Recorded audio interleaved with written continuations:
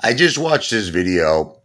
A Wellington police officer shot a man. In this particular case, the officer, I believe, did the right thing. The man had a knife. He came out of his house. He had no shirt on. He seemed like he was deranged, and he had a knife. And there was two officers. There was a male officer and a female officer.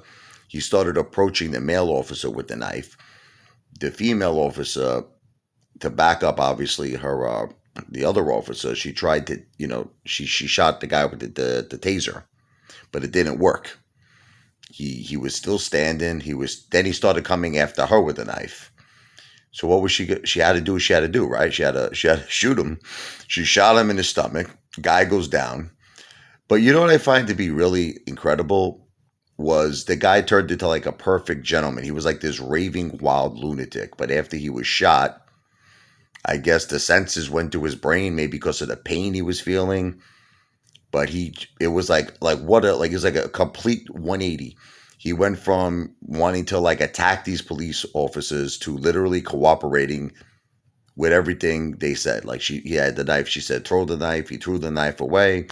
She approached him. She's like, can I help you? Can I put pressure on the gun wound? And he said yes. And she did a good job, but you can't be doing that. You can't, you can't threaten a police officer with a weapon. They're going to shoot you. That's what they do. They have to protect their lives. And I mean, listen, look, it's one thing when it's questionable, because we've seen things that are questionable. This wasn't questionable. This was something, the guy was going after the police officer with a knife. He can't do that. And, she actually handled it with great compassion and professionalism.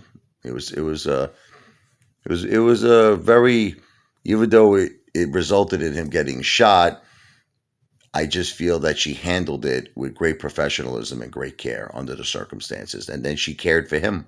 She called an ambulance. She made sure that she called an ambulance right away. She put pressure on the gun wound. She was compassionate, and he was saying, I'm going to die here. She's like, you're not going to die. And like you could hear it in her voice that she really, truly cared.